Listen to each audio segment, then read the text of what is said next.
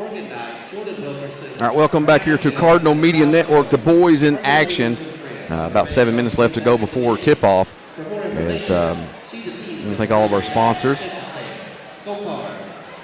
As Martin's Peterbilt, Legacy Nissan, Second Mile Behavioral Health, London Tourism, Hometown Bank, Martin's, I said Martin's, Jesse Sizemore, Century 21, Tyler George and Conrad Cessna and George Law, Julie Ross, Ray, First National Bank of Manchester. I want to thank all of our sponsors. Appreciate you all supporting the Cardinal Media Network. Boys action coming up as South Laurel comes into the night 13-6 on the season, 3-1 in district play, as this game is much important as the girls, as just as much, maybe not more important as the girls' game. As well, we're kind of in the same situation that Corbin was in. They had to have this game tonight, or Corbin's going to secure the 1 seed, and then we would probably be forced to play Whitley County. Yeah. But if we can come away with a victory tonight, then we go to the tiebreaker. Now I'm real interested in that tiebreaker. The tiebreaker, I think we got to win this game. They beat us by 14, 66-52 on January 14th at Corbin. Now, that was a 14-point victory. We got to win by 15 tonight to secure the tiebreaker. That's doable. That's doable. As Corbin comes in at 13-5 on the season, 4-0, they have been a hot team in this region. As everybody's looking to them, maybe as the close to the front runners now. As Harlan County's got something to say about, although a key loss there. Bell County out of the blue beats Harlan County the other night. Interesting game there. Well, yeah, you get to the region, anything can happen. You get in the right spot in the regional tournament. You can get yourself to that finals, and at that point, you never know. Both teams are going to play, edgy, and so we still got some time for that. We got February, a lot of February basketball, but it's right around the corner, Dave, and I'm looking forward to this district tournament down in Williamsburg. And always the region is such a fun atmosphere at the Corbin Arena. And it's, again, this year is going to be anybody's game, really, in that who makes it to the region. North Law's playing good. Harlan County has been the favorite. Bell County's playing good. South Law, with some injuries, are still hanging around. And, of course, this Corbin team, like I mentioned, is right there and poised to try to make a deep run. The big thing is getting over the injuries. And, we're not going to get Josh Steele back. That's just the reality of the situation. But we still have, when I say get over the injuries, we've got to find the pieces by committee to fill in for Josh Steele. And I think we're a lot closer now than we were a couple of games when ago. He first went down. And one of them filling the void is Caden McQueen, as he's really stepped up offensively to kind of fill the Josh Steele void. And it's on some of the younger guys. We've got Taylor and Murph, two boys coming in off the bench, has really stepped up their game and knocking down threes and inserting themselves on the offense, but they're always good defensively. And then we saw some a lot of play out of Isaiah Robinson down at Williamsburg, and he's coming along as well. So the youngsters stepping up, and that's what you need when you have a key player like Josh Steele out. And our hearts go out to Josh as we saw him walking. Looked like nothing wrong with him. Looked like he was ready to go in and suit up. With this game, would love to be out there. But it was great to see him come in into the stadium, into the gym here with his dad behind him, Jackie Steele. Shout out to Jackie, as he's always a big contributor in one of the original South Laurel basketball players. I always can tell where Jackie's at. He stands head and shoulders above everybody. But if Ty Profits listen, I know he's been under the weather, and hopefully he's listening to us and not Tyler next to me. Shout out to Ty, alum here, state champion. As soon to hopefully see his name in the rafters. I'd like to see that. As his teammate Walt Allen is up there. I was doing sports on the radio for another school at the time for Whitley County when South came into the region. And, of course, Ty was playing back then, and I can remember that first region tournament I saw him in. It was at Barberville High School in their gym, and I thought, man, what a talent. And then I got to know him, and I figured out he was just lucky. As he went on to play, we keep bragging on Ty. He went on to play went to Notre Dame originally, and then went to Morehead State and played with the likes of Fareed. So fun to talk about that with him, as they had a good team. Minute 36 here left. We mentioned it many times, and we'll continue. This is a big night, a huge crowd here. It's the biggest of the year here at South Laurel, Roy Bowling Floor. By far the biggest of the night. And it's going to be a dandy.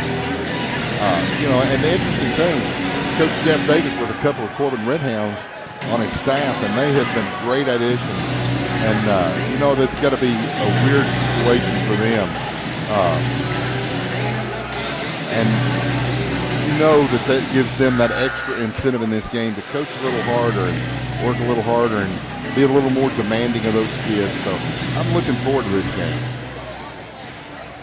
Absolutely. A little under a minute left. They're going to do their starting lineup. South Laurel will go with Caden McQueen, number 40, number 1, Garrison Brown, number 54, Jordan Mabe, number 23, Colton Rollins, and then I'd say Max Fulmer will be in the starting lineup as well. As he's number 21, Max Fulmer, and we'll see Blaine Baker a lot. We'll see Caden Taylor a lot, and we'll see Brendan Murphy and also Landon Howard. As I love to see Landon Howard. I reckon in practice he just lots out from the three-point line. That's why he stays in the games, as he can. And we know we watched it against a few times this year. He gets hot. He's a key factor when he's making shots, because he shoots a lot. When he's making those, they're a different team. What a great teammate Josh Steele is. He's in the line for the players to come out for the starting lineups, and that shows what kind of character that young man has. Nice to see that. And on the Corbin side, Dave, why don't you run down the starters there? Ryan, put you on the spot there. Ryan Atkins, Connor Middleton. I think that's Ryder. He's a stud, a freshman. Yeah. And Connor Blackburn. I didn't catch the fifth one.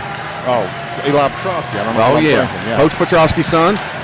Yes, he seems like he's been here a long time. I think he's just a junior. You'll see Lucas Britton come off the buddy of mine, his father. And so you'll see a lot of more subbing probably on the south side.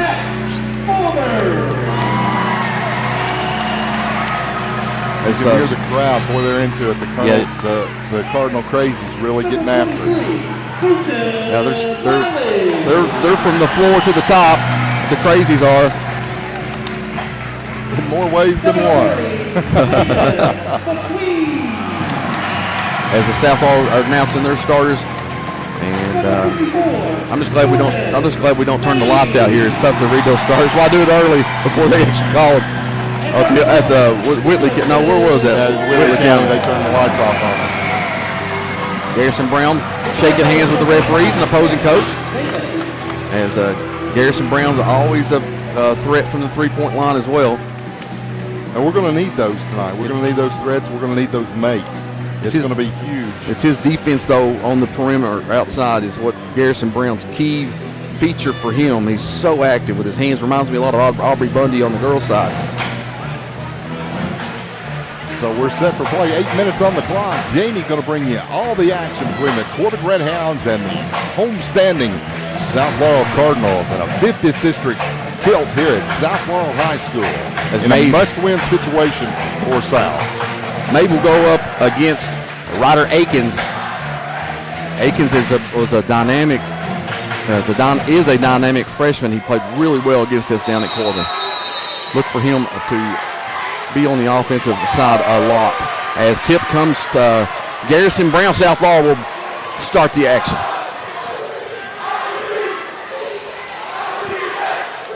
Blackburn is on Garrison Brown. Now they hand it up to May, top of the key. Looking to penetrate. Goes to the hoop, finds McQueen.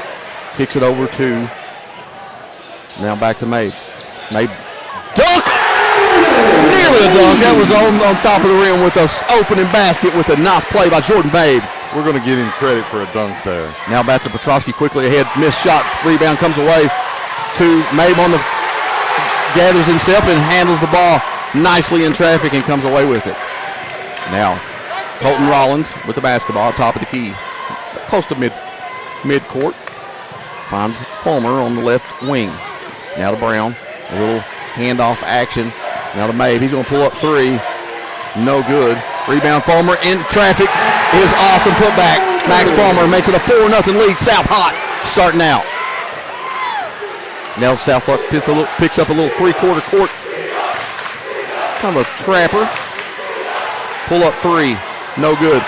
Strong in the rebound was Akins, but no go, and Southlaw comes away with it. Now Mabe handles that top of the key. He's looking to penetrate. Kicks it over to Rollins. Rollins pull up jumper, free throw line. No good.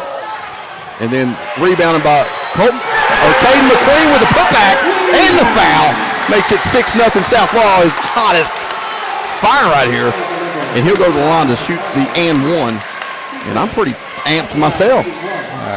A lot to be jacked up about in this basketball game, particularly the early play of the Cardinals here. Coach Davis in all black over there looking all South Lawry.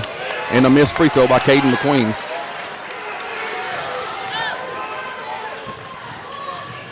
Skip pass. Over to Akins. Three's on its way. And that's no good. Rebounded by Mabe. As he is trying to force it a little bit. As we know he's a player, though. Mabe into the lane. Shots up and good. A little left-handed high off the glass. Makes it 8-0. Southlaw is ready to play. This was not the same Southlaw we've seen against Corbin down at Corbin. Three in the corner. Shots up for Corbin. No good. Rebounded by Colton Rollins as he steps on the line. And that'll be Corbin's basketball. Good hustle play by Colton Rollins. Yeah, you can live with that great defensive execution. And they're not giving Corbin an opportunity to get physical. They're keeping the ball away from him. In the corner it comes. Held to double team. Now up top to Akins. Now Petrosky about free throw line. Shots up, no good. Gets his own rebound. Takes it strong. Misses that one. Gets his rebound again. In traffic. Little reverse. That one comes off the front of the rim. And now McQueen has the rebound. 3 shots at the basket for Corbin. Max Fulmer with the take. A little shove. Yeah, they're going to get the charge on him there. Good call. His feet was not set as he went around him. Just a flopping. I didn't like that call at all. Like you said the other night, when you lower your shoulder, chicken wing, yep. Yeah, you give them that, you're going to get the call every time. We got a buzzer coming in. We're going to have Caden Taylor in the basketball game, and he'll get Garrison Brown. We knew Coach Davis would sub often, and already 5:30 left to go in the first. His first substitution. They're going to go at a high pace, so he's going to use a lot of guys where he can. As Dawson Farmer will inbound to Akins. Now back to Farmer. South in this little mini press. Pass down on the baseline, nowhere to go, and he nearly throws it away. Farmer with it, and tipped away by Mabe. Now after the deflection, that Corbin finally finds himself on the board. 8-2 Southlaw.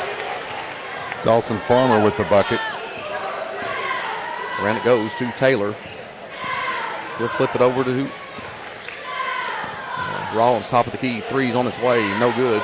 Good block out that time by Petrosky. They're going to get a foul on McQueen over the back.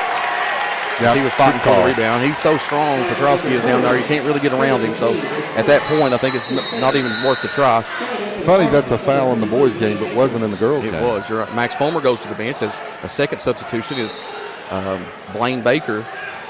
As he really stepped up in the last game.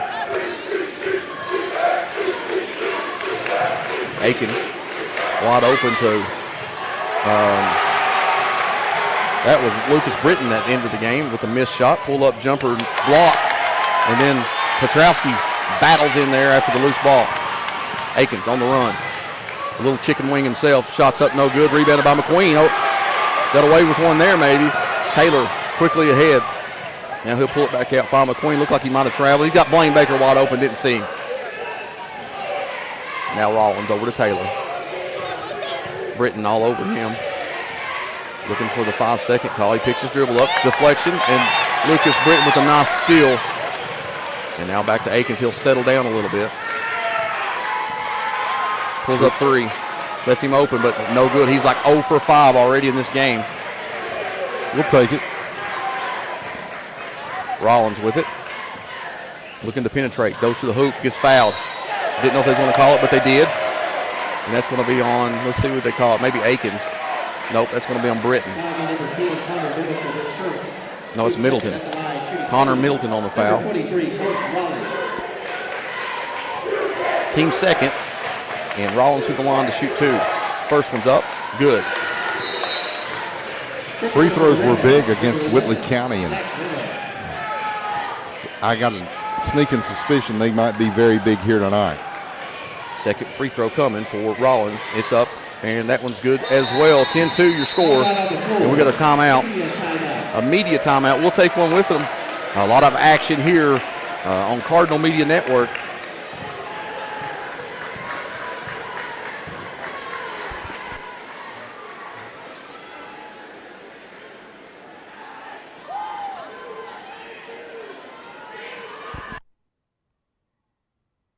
London Tourism. Discover adventure in London, Kentucky, the state's cycling capital. Explore scenic trails in the Daniel Boone National Forest, perfect for hiking and mountain biking. Enjoy family fun at Levi Jackson Wilderness Road Park, featuring historic sites and a community pool. Visit Whitley Branch Veterans Park for walking paths, a dog park, and disc golf. Experience live entertainment at Town Center Park, home to concerts and community events. Plan your visit today at visitlondonkentucky.com. London Tour.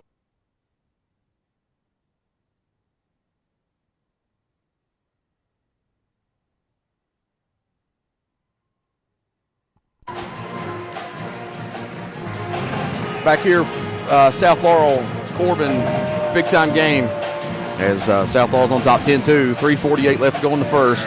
South Laurel's been the aggressor here, Dave. It's been a lot of action-packed night so far. I had a sneaking suspicion that this might be a different game. I think that South's gone out. They're playing with a chip on their shoulder. They were not happy, and as we well know, Jeff Davis just now getting over that last game. So certainly, and he can take losing. It was the way they lost. Yeah, they got punched in the mouth early, and then they brought it back to 7, had a chance to get it to 5, and Corbin really never looked back after that and pulled it out to a 14-point game. Dawson Farmer over to Akins, back to Farmer. Farmer really wanting to shoot the ball. Skip pass in the corner to Britton. He fakes, goes in the lane, throws it away. He created a turnover a while ago and gave it right back to him. Now Mabe, slow dribble across the half-court line. Hands it over to Rollins, now to Taylor. Little dribble drive action here with the handoff passes. Mabe nowhere to go, now finds Blaine Baker deep in the baseline. Now they've switched positions, and now they try to get Mabe on the post. They do. Both feet in the lane is always a plus for South. He gets fouled, and that's going to be on Middleton. I think that's 2 on him. It's 2 on him, and he didn't just foul him. He had him wrapped up. He's got both hands up saying, why the call? Well, it's clear. It was because he was using both hands to wrap him up around the waist. That's team foul number 3 for Corbin. Mabe with it inbound underneath their own basket. Nowhere to go with it. And he gets it in the corner to Rollins. Now he clears it and gets it back. Gets it to McQueen. Now back to Rollins. Now Taylor with it. Top of the key around the screen from Baker. Gives it to Rollins. He pump fakes. Goes in. Little fadeaway jumper. And goes to the ground. McQueen fighting for it. It'll stay with South Laurel. Good hustle by McQueen. I didn't love that fadeaway shot by Rollins that time, but he's being more aggressive offensively in the lane. I like that, though. I don't like any fadeaway shot. You're never going to get a foul. I don't care if you get hammered. You're never going to get a foul on a fadeaway. Baker and Taylor to the bench as Max Fulmer and Brown back into the game.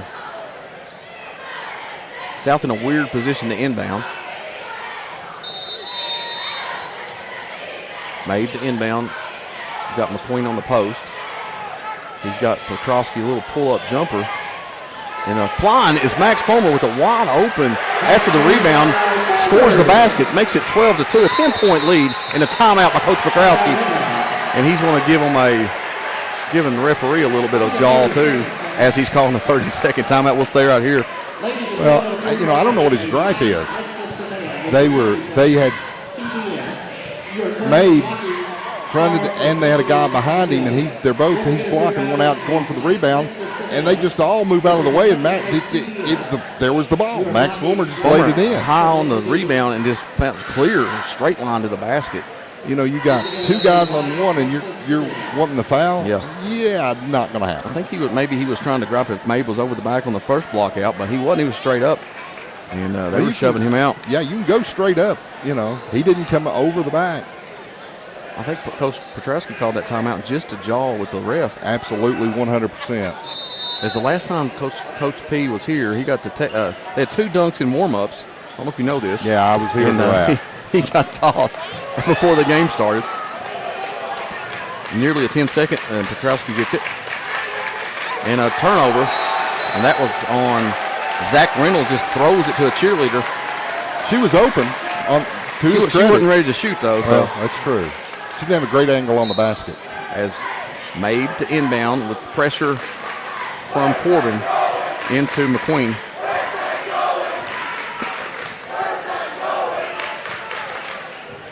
Got to get it across. It's always close. It makes me nervous every time they break the press. It's always a slow break. But they rarely get a 10-second. I don't know if they had one this year. Now maybe at top of the key. A little chicken wing up. He goes to the hoop in traffic, lays it up, no good, but he'll go to the line. No, they're saying that's on the floor. What? Nope, he's going to the line. Okay. He pointed over here to the cheerleaders of Corbin, and I thought that he was pointing to take it in out of bounds. No, they are. That's horrendous. Made the inbound. Got Garrison Brown, top of the key. Now over to Mabe on the wing. Little handoff dribble to Rollins. Looking for a spin. Shots up, no good. Rebounded by Corbin. That's Dawson Reynolds.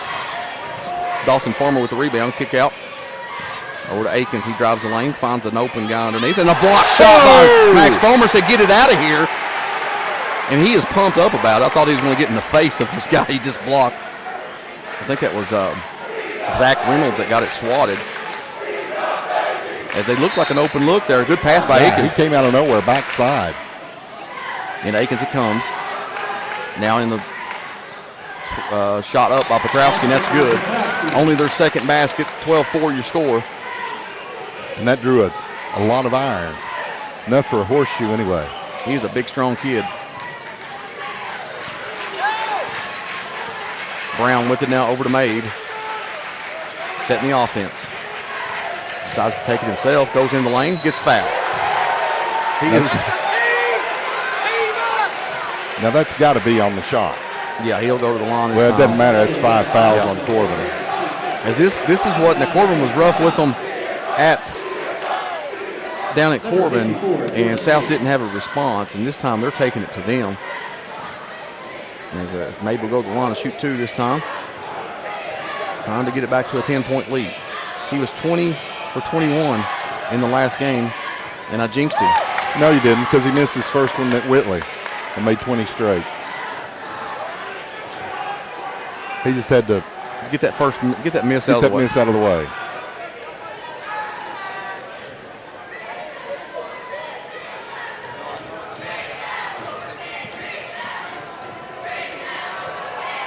Second free throw is long, off the back of the rim, rebound Corbin. South 2 of 5 from the free throw line. Under a minute now, 12-4, 3 on its way, and that's good. And that's by Dawson Farmer on the 3. Makes it only a 5-point game now. As 7 points is what South Florida likes to, under double digits in a quarter is done it a lot this year, Dave. It's surprising. It's amazing how good their defense is. Mabe out top, 25 seconds, getting hounded by Akins. Now nope, Garrison Brown fakes the three, now back to Mabe. Now he'll dribble back out. Petrowski hounding him. Now they under 12. Mabe going to take this last shot more than likely. Going to have now find Rollins in the corner, three wide open. Long shot over the back this time. That was all because Petrowski called him out, the referee out the last time. That is just a horrendous call. It was straight up no There was contact. no contact. I don't know. That's 2 fouls, I think, on McQueen. You would be correct. 1.9 seconds left. South on top 12-7 in this first quarter. Dawson inbound. Three on its way. Lucas just a little bit deep over the backboard. And that does it for the first quarter. 12-7. Low scoring affair. South Laurel punched them in the mouth early. Corbin battling back a little bit. We'll take a break. You're listening to Martin's Peterbilt, Cardinal Media Network.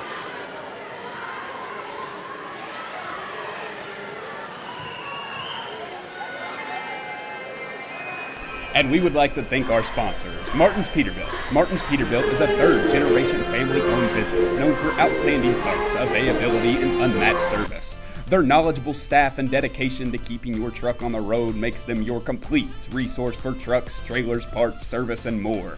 Serving London and the surrounding states for more than 50 years. Stop by one of their 5 locations a day or call them at 606-878-6410 or martinspeterbilt.com.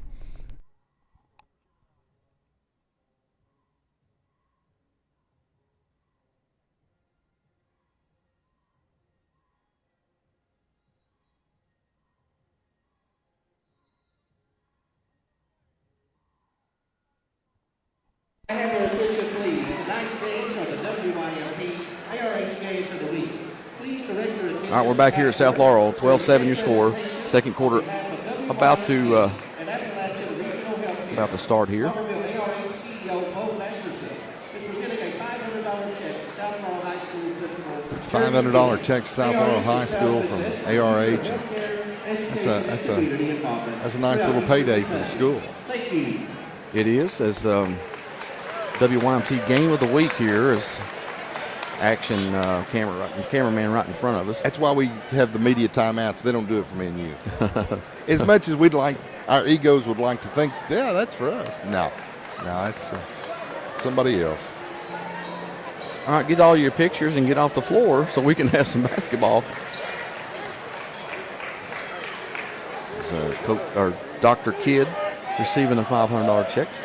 You know, I remember when Dr. Kidd was just Jeremy Kidd, a football player at University of Cumberland. I had an opportunity to do University of Cumberland football back then, and he was a player now. Ain't no doubt about it. The man would get after it. All right, to inbound Corbin over to Farmer. Now Middleton with it. We go to his right side. Baseline drive. Nowhere to go. Hans Petrowski. Corner three for Akins. Long. Akins. He is not feeling it tonight from deep. And that's going to be a walk on Brown. Garrison Brown off the wall. That saw a step baseline and couldn't put the dribble down first. Missed an opportunity there. Quickly ahead to Blackburn. Now in the corner is Farmer, and he will get shoved out of bounds. And that's on Max Fulmer. His second, Steve Hurst. Check again for the Cardinals, number 3, Peter Taylor. At number 12, Brendan Murphy. Murphy's going to come in as Taylor. Brendan Murphy, first action of the night, and Blaine Baker into the game as well. Comes into Akins. Murphy on him. Goes into the lane. Bullies himself into the lane, and Murphy's going to get the foul call. That's on the floor, right? Fouls on number 12, Brendan Murphy, his first. Don't look like it. That's 2 fouls quickly on South Laurel in the second quarter. That was kind of a sarcastic comment. You're going to have to learn my sarcasm. I'm getting there. As Akins looking for his first basket. He has not scored yet First point anyway. That set is good. Makes it 12-8.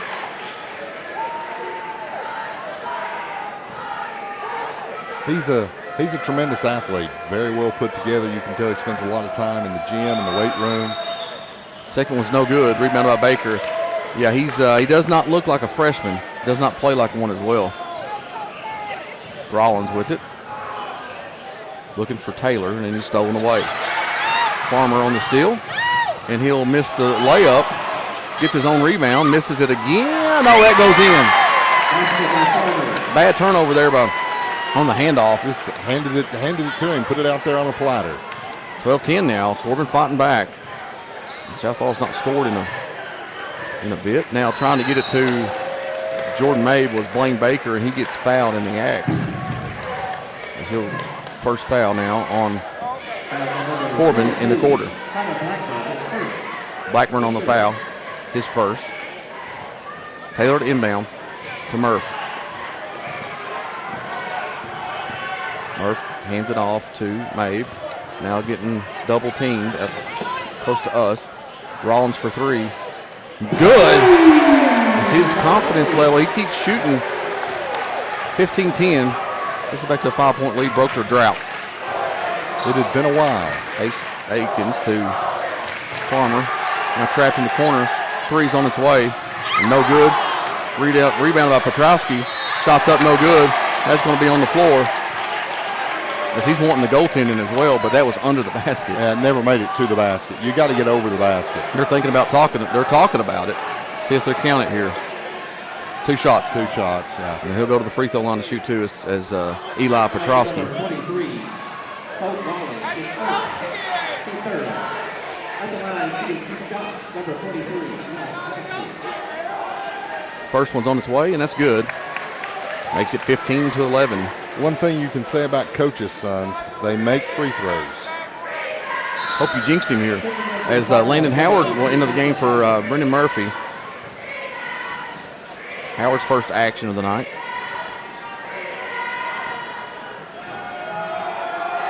Second one's up, and it rolls in. I think there was a lane violation on Petrowski. He thought he was missing it, and he was going after it. Yep. It was short, but it rattled in. 15-12, 3-point lead, South Laurel. 6:12 left to go in the second quarter. Mabe with it, out at the top. Backs it up, close to the half-court line. Gets it back. Nowhere it loses it. And on the floor is Blaine Baker, comes away with it. Somehow fights his way, and then it tipped away by Corbin. Now on the run is Corbin. And now it's going to be a walk. How about that? Gosh! Unbelievable. Coach P is living over there. I'm going to have to agree with him on that. I thought the foul was going to be called. I didn't think the foul. I thought they were going to call a foul. There wasn't any, but I think that caused the walk. I didn't see the walk, though. It was going to be an easy breakaway basket for Corbin. Fortunate for South Laurel, the turnover created on the hustle playback by Colton Rollins. Backdoor cut is Rollins. Nowhere to go. Finds Landon Howard a wide open three. Nope. No good. Rebounded. Shoved out was Baker. And no call there. Now Farmer with it. I obviously didn't see that undercut at the Clay County game. They might need to review that. It kind of looks very similar. Akins up top. Flips it over to the wing. And he's going to get a walk as well. That was on Connor Blackburn. That was kind of the same walk that Garrison Brown did. Yeah, saw the lane and couldn't get it down quick enough. Going to get Isaiah Robinson into the game. I don't know how this game's going to set up for Isaiah. It's chaotic. He's still young. The chaos might work for him, though. We'll have to wait and see. He's quick, really good defender. He's got the ball now. Back over to Rollins, back to him. Crosses half court, picks up his dribble, and then deflected by Corbin in another turnover for South Laurel as Isaiah got happy feet there, just trying to quickly get it to Mabe, and it wasn't the best place to put it. Probably an ill-advised pass. Akins out top. Over to Reynolds, skip pass to Farmer, three on its way, and that's no good. Howard with the rebound, fought for it, and they're going to get a jump ball.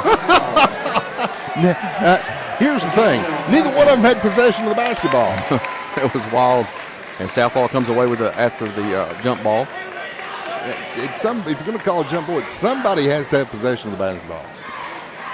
Quick whistle there. South Laurel have possession. Isaiah Robinson with it. Over to Mabe. Back to Robinson. Kind of a lackadaisical pass by Isaiah there. Got to be careful here. He gets into front court. Now Mabe with it on the right wing. Looks to penetrate. Pull-up jumper. And that's no good. Rings That's out. usually money. Just a little short that time. Up ahead comes Corbin. Akins with it. Turns it over. Actually, that was not on him. That was on Farmer. Yeah. Nice catch by Coach Dad over there. He got the ball. Baker back into the game. As Isaiah will find himself on the bench. Who is that masked man? Blaine Baker. Game day, as I like to Two call really him. strong kids right there, Petrowski and Baker. Yeah. Don't shy away from the gym very often. No. Taylor in the game. He's back and forth. Finally crosses the half court. Now back to Rollins. Howard, pull-up jumper. Nearly goes in, but it rattles out. Good looking shot. I don't mind it. He was open. All right. I'll take that. I'll give that to him every day. Aiken spin. Kicks to Petrowski. Thought about a three. Now pulls it back down. Gets it back. Now he takes the three, and no good. Rebounded by May coming out from the three-point line. Hustles after that rebound. May into lane. Kick out. Rollins, three on his way. No good. Rebounded by Corbin. Petrowski with a strong rebound. Both teams missing a lot of shots. 15-12. What a low score. Football score. Kind of. Akins, guarded by Taylor. Corner, it comes. Now back to Akins out the wing. Farmer, pull-up jumper. Off the side of the backboard. Really bad shot. And it was with it. He's left-handed. He's on the right side. It's a weird shot. I don't want to laugh at the guy, but. Did not have a great angle on that one. Pick coming from Baker. Now over to Rollins. Here's another pick by Baker. Made. Into penetrate again. Pick finds Baker underneath. Shots up. And that's good. Blaine Baker with his first bucket. 17-12. South Laurel back on top by 5. People tend to overlook him sometimes offensively because he works so hard defensively. And rebounds. You're right. Akins over to Reynolds. Oh, that's Middleton. Sorry. Three on its way by Farmer, and that's no good. Rebounded by by Middleton. And he's going to get shoved a little bit. And that's going to be on Jordan Mabe. There's all this contact. That was kind of a cheapie, but there was contact there. Timeout on the floor. Media timeout. That's going to be a media timeout. We'll take one with them. 17-12. South Laurel on top. 2:30 left to go in the first half. And Martin's Peterbilt, Cardinal Media Network.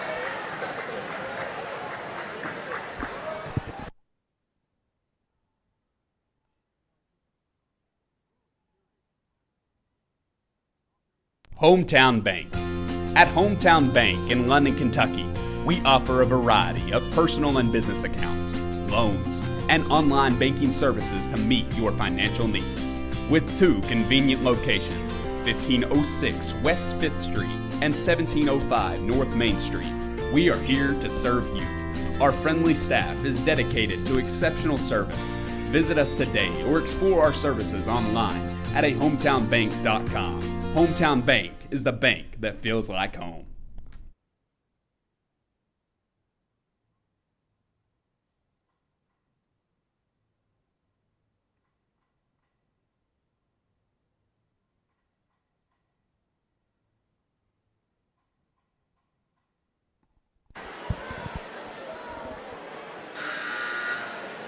All right, we're back here at South Laurel. And it's just been a lot of shots missed and a lot of good scrappy defense for both teams. You know, and that's not a terrible thing. No, this is the kind of game South Laurel wants to play. They're low score. We'll battle you defensively all day long. If teams get hot, that's what hurts South. The thing that I'm most pleased with is the number of guys off the bench that Coach Davis has come in with, and they have performed, particularly on the defensive end. They've played 9 players, South Laurel has, as Corbin's got 7 that they've played. Now, if Josh Steele was available, I don't know if they were played 9, but It's still he even was still in the lineup. He did sub a lot. Out top is Middleton down in the high post. A good take by Akins. nice move by Ryder Akins. His first field goal of the night makes it 17-14. 3 on its way by Taylor. That's no good. Long rebound comes to Garrison Brown. Now over to Mabe. Got a lane. Finds himself getting fouled on the floor. Second team foul for Corbin. And that's on. Oddly enough, I won't argue that was on the floor. Blackburn with the foul. I don't know how many of that for him. That's his First one. Yeah. Maybe Nope, second one. Second I'm sorry. foul on Blackburn. Maybe inbound goes to Brown, top of the key. Now over to Rollins. Gets it back to Mabe on the corner jumper. Good. Just such a soft touch. 19-14. Akins with it. That's it. Don't want to get him hot. That's a good play he made on the last drive as he's penetrating this time, so he's shooting 3. I'm sure Coach Petrowski said, hey, go find your game in the lane. Blackburn with it and tipped away. Goes to Corbin, swatted out of there as Akins thought he had an easy bucket, and Jordan said, Mabe says, Well, the thing, going back to the start of that play, Caden Taylor really causes almost a turnover, which led to that. But what a great anticipation by Caden Taylor. We're seeing that young man mature right before our eyes. As Murph comes in for Blaine Baker. Been a substitution pattern we've seen. Game Day took a knee to the backside, and I think he needed to maybe give that a little attention. Guy gets banged up every game. As Coach Davis mentioned last game, he's been hit since his surgery in his nose. Probably been hit that mask 5 times with an elbow or something, head or something. He just continues to battle and work hard and not complain. You could cut his arm off and he'd still be in there. He said, I can go, Coach. I'm good. Inbound comes Corbin out to the top of the key to Akins. Around the horn it goes. Now into the corner dribble by Blackburn. Into the lane, now back out to Akins. He skips the pass to Blackburn. 3 on its way, and that's no good. Rebounded by Mabe. Mabe's always blocking out. Up ahead quickly to Murph. Shots up good. A nice fast break point we don't usually see much. Ahead Akins, pull-up jumper. No good. Hustle rebound for Corbin. Nice pass underneath to Akins, and he gets fouled. That's going to be on Mabe. Basket's good. And nope, that was on Rollins. That's his second. That's going to be 2 on Rollins. I didn't see Rollins even near the play, but as Akins will go to the line to make the try the end one. Try to make it a 4-point game. I think Blaine Baker, thought he was coming into the game. I think he thought he was too. Davis says, nah, denied. Kind of like Mabe did a minute ago. Free throws on its way, and that's good. Makes it a 4-point game. Akins starting to heat up.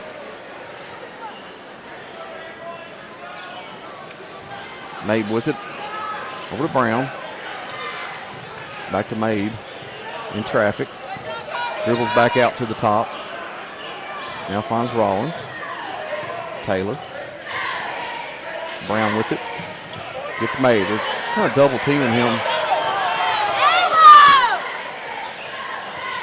Back to Brown and it's thrown away. Shots up and on the fast break is good. Good recovery defense, but he just couldn't get in front of him quick enough, and he committed the foul. And that's another and one opportunity for Corbin. He threw the ball away, then went down and committed the foul, gives him the opportunity to cut it to a 1-point lead. 21-19. Connor Middleton with the basket and the foul. He'll go to the line to shoot the one free throw. I don't have number 3 on my roster for Corbin as he's in with the game. Yeah, I don't either. They do such a good job with the rosters normally. Yeah, there's some sarcasm. I got it. Shot's on its way and good by Middleton. Makes it a 1-point game. Southpaw still on top, but Corbin is battled back. Corbin 5 of 6 from the free throw line. while South 2 of 5. Big difference right there. Slowly trying to cross half court, and Rollins does. Britton on him. Hand off to Taylor. Hand off to Murph. Over to Rollins. Dribbles back out top. Picks up his dribble. And now to Mabe. Mabe with 4 seconds to shoot. Goes into the hoop and gets fouled. Coach Petrowski is mad about that. Both hands waving at the ref. Well, you know, a foul's a foul. I don't. Fouls number 14, Dawson Farmer, his second. Team 2 on Farmer. Checking in. And Mabe will go to the line to shoot 2. I think he was shooting. Well, Nope, they're saying it was out of. It was. I think that one might have been on the floor. It was close. If it was in the girls' game, it definitely would have been in the act of shooting, because we saw that in that game. yeah, Same staff. they got some great NBA continuation in the girls' game. Not so much in the boys' game. Taylor to inbound. In the Baker, shots up, no good. Rebounded by Petrowski's two-handed shove over his head for the full court shot, no good. And that's going to be it for the half. Same, it was 19-18. South girls on top by 1. This game 21-20. South boys on top by 1. It's going to do it for the first half. We'll take a quick break. We'll get back here with some halftime stats. You've been listening to Martin's Peterbilt Cardinal Media Network, and this game brought to you by Legacy Nissan.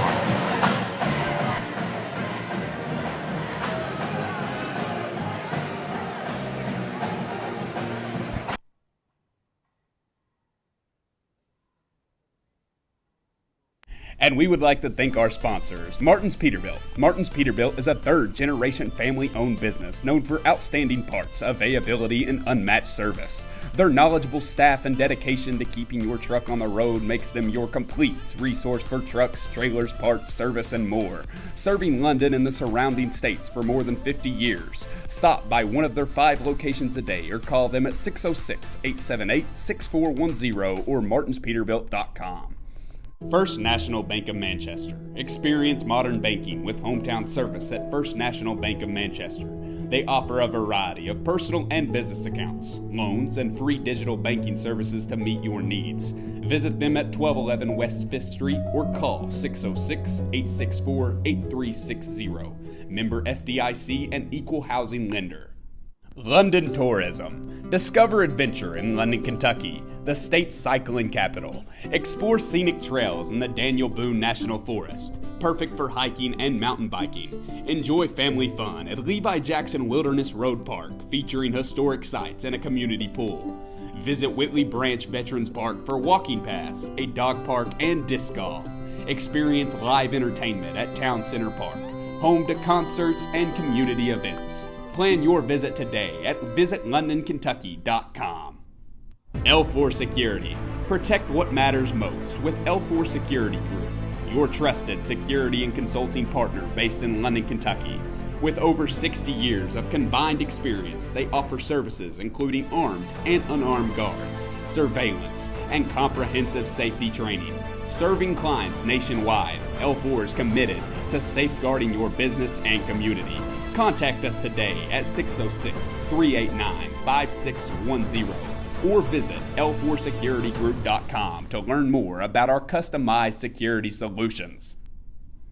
Cessna and George Law Firm, located on 506 South Main Street in London, Kentucky. The firm of Cessna and George is here for you when you need them, ready to take on your legal matter and help you achieve a satisfactory outcome.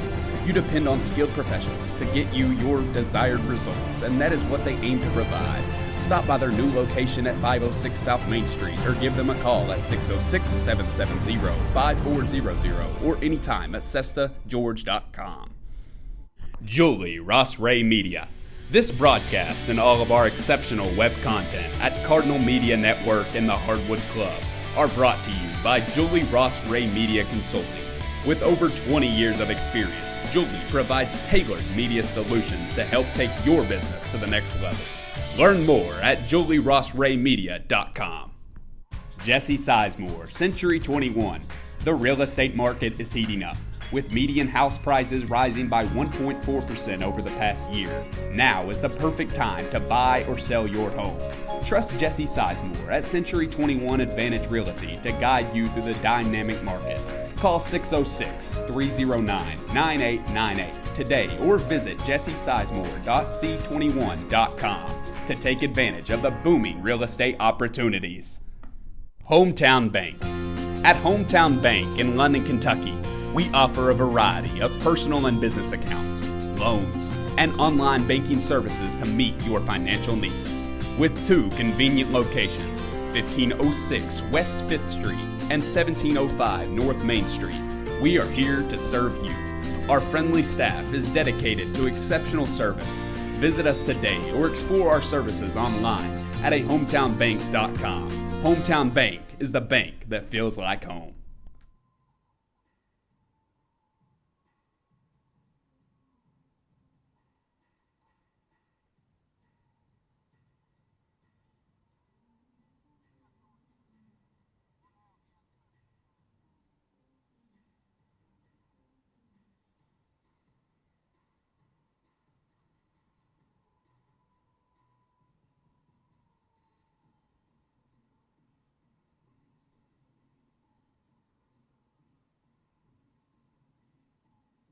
And we would like to thank our sponsors, Cessna & George, Jesse Sizemore, Martin's Peterbilt, L4 Security, First National Bank of Manchester, London Tourism and Parks, Julie Ross Ray Media, and Hometown Bank. Thank you. Julie Ross Ray Media. This broadcast and all of our exceptional web content at Cardinal Media Network and the Hardwood Club are brought to you by Julie Ross Ray Media Consulting. With over 20 years of experience, Julie provides tailored media solutions to help take your business to the next level. Learn more at julierossraymedia.com. Cessna & George Law Firm, located on 506 South Main Street in London, Kentucky. The firm of Cessna & George is here for you when you need them, ready to take on your legal matter and help you achieve a satisfactory outcome. You depend on skilled professionals to get you your desired results, and that is what they aim to provide. Stop by their new location at 506 South Main Street or give them a call at 606-770-5400 or anytime at cestageorge.com.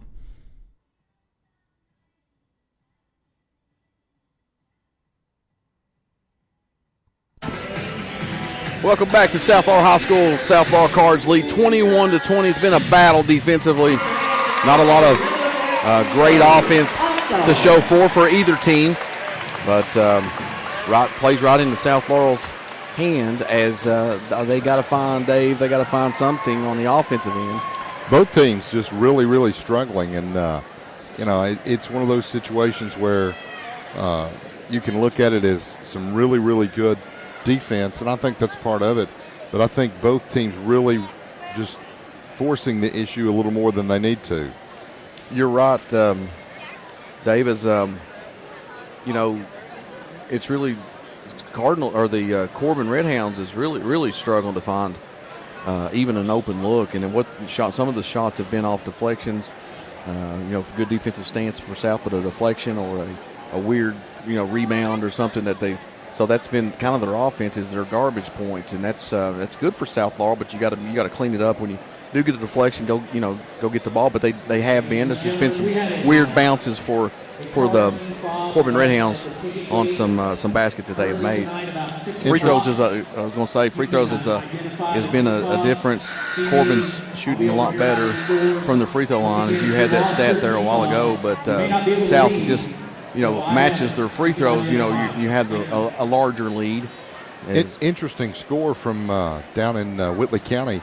Whitley County only leading Williamsburg 37-35 at one time. It was tied at the half. That was at the end of the third. Whitley County 37, Williamsburg 35, and they're apt to hit those threes, and if they get hot, they can be dangerous. Yeah, that's an interesting score there. As we saw it a little bit for Williamsburg in the first half down there. Yeah, they led us 19-10, then they went dry. They did. We went on that crazy run to end up blowing them out in the second half, but it started late in the second quarter. Bell County beat Middlesboro tonight 60-18. Bell County's rolling. Dave, you want to run through some quickly with some stats first for Corbin? For Corbin, it was Ryder Akins with 6 points in the first half. Connor Middleton, 3 points in the first half. Dawson Farmer, 7 points. Eli Petrosky, 4 points, and that rounds out the scoring for the Red Hounds. For the South Laurel Cardinals, Max Fulmer with 4 points, Colton Rawlings with 5 points, Caden McQueen 2 points, Jordan Mabe 6 points, Lane Baker 2 points, and Brandon Murphy with 2 points. Not a lot of stats to talk about. No, just the free throw differential. Right now, South is with the 1 point lead, but could have had more if they could just knock a few more free throws down.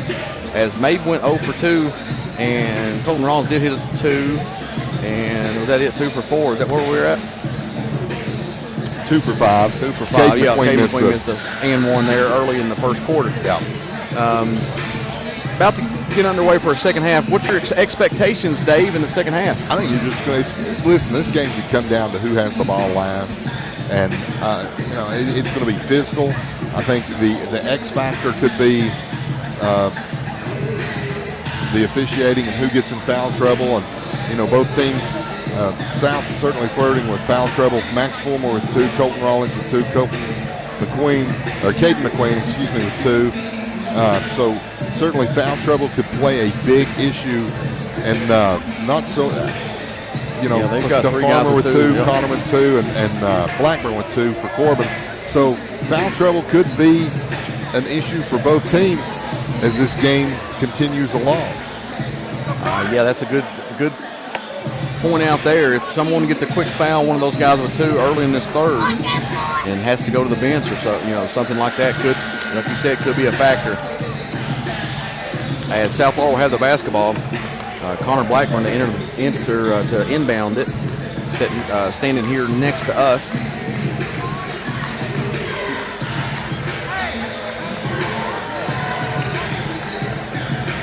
I'm not sure what this point. The timeout or TV to see if they're ready to go. And I think they got the thumbs up. 8 minutes on the clock. The Red Hounds inbound it. Here's Jamie for all the action. All right, over to Akins. Top of the key, and he nearly loses it. Gets it in Petrosky. He does lose it, and that's going to stay with Corbin, as Jordan Mabe thought that was off of Corbin, but it will stay with them under the basket to inbound as Akins nearly lost it out top of the key. Inbound comes to Petrosky in the corner. Now handoff dribble to Blackburn. Now back to Petrosky. Out top now to Akins. And it goes. Now at the low post. Petrosky kicks it back out. Interior passing is no good as Max Fulmer steps into it. And with the steal. Shots up and good. Good take. Under control. Doesn't walk with it. And scores for South Laurel. Makes it 23-20. Quickly has Akins' little pull-up jumper off the backboard. No good. Rebounded by Colton Rawlings. Hand off to Mabe. Back to Rawlings. Rawlings going to set the offense. Now swings it over to Mabe. Right wing. South really valuing each possession. Went to Rawlings, now back to Mabe. To Fulmer. Fulmer's got a head fake. Goes on the other side. No good. And didn't get his own rebound. That was going to be a bunny there for him, but he got didn't really get his feet under him to get that shot off. And Corbin underway. Petrosky, mid-range. And no good. McQueen with the rebound. Died on the rim. Quickly heads Rawlings. Back to him. Over to Mabe. Hand off to Garrison Brown. Brown dribbles all the way around, hands off to Rawlings. And then this weave they got going on, back to Mabe. Mabe picked up his dribble, now kicks it to Rawlings, fakes the 3. Now he pulls the 3, and that's no good. Rebounded by Akins. Up ahead to Farmer, fakes the 3. Now back to Akins to reset. Petrosky on the wing. Around the horn it goes. Into the corner, baseline lane drive, and then Petrosky kick. Shots up, no good. Rebounded by Colton Rawlings. Mabe trying to push. He's going to take it all the way with his left hand. Trying for the slam, but gets stripped on the way up. and that's going to be on the floor. A foul called. And that is on Akins. That's his, they calling it his first. But we had him with the second, but they called it with his first. I'm pretty sure it's his second. Call Jep. No, Jep ain't doing the PA over there. Inbound coming for South Laurel underneath their own basket. Mabe with it. Finds Rollins. Garrison Brown thought about the three. Now over to McQueen. To the corner is Mabe. They go to McQueen in the post. Shots up. And that's no good. Rebounded by Farmer. Up ahead quickly.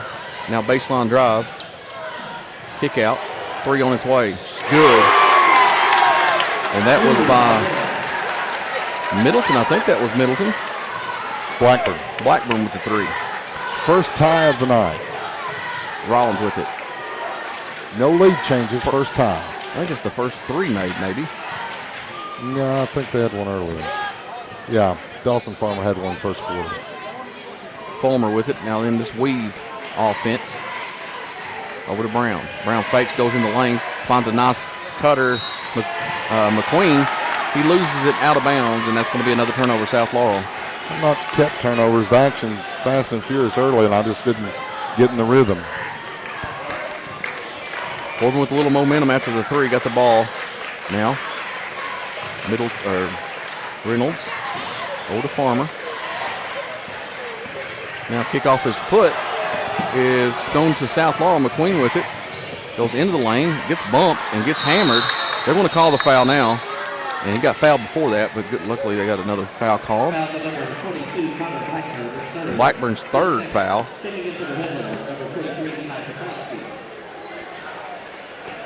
Petrowski will come in for Blackburn. As he goes to the bench, we talked about it with foul trouble. 4:22 left, he goes to the bench. Gosh almighty, they're just hugging McQueen. Poor Mabe every time he goes in. Fulmer, nice play in the lane. Nice take by Max Fulmer. Wow. And that gets it back to a 2-point lead for South Laurel. Need to stop here. Akins, Brown on him.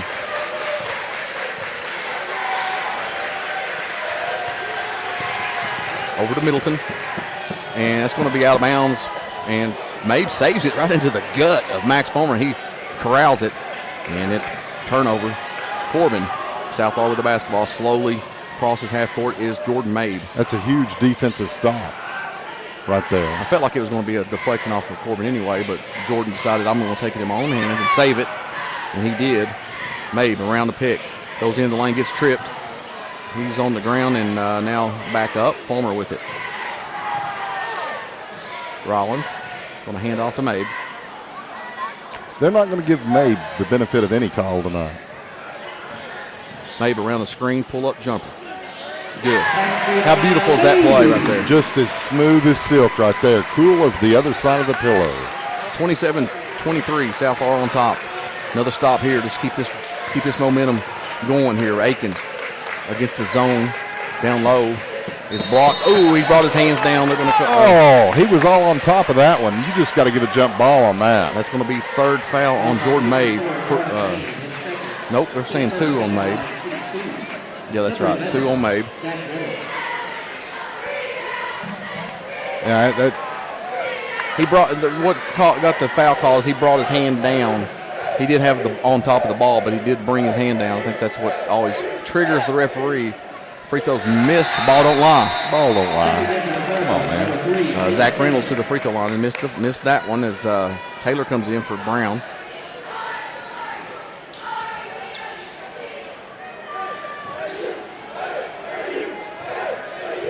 Reynolds to shoot a second free throw.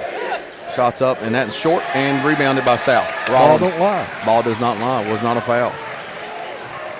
Made quickly ahead. Bounce past to Fulmer. He gets fouled at the rim, and he'll go to the line. He was mad he didn't make that shot. And I can understand why, but he got a lot of contact there, but he's got to be strong enough. And he's a thick kid. He's got to be strong enough to put that one in the hole. His team up by 4, 27-23, 2:50 left in third quarter of play from South Laurel High School. At the line, Max Fulmer for 2.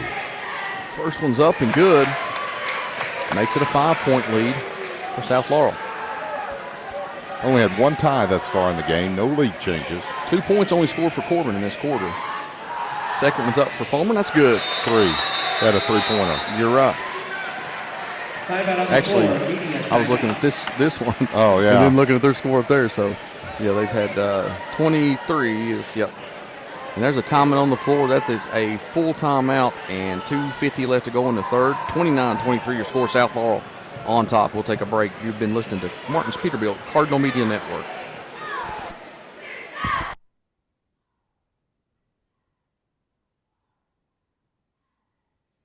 First National Bank of Manchester. Experience modern banking with hometown service at First National Bank of Manchester.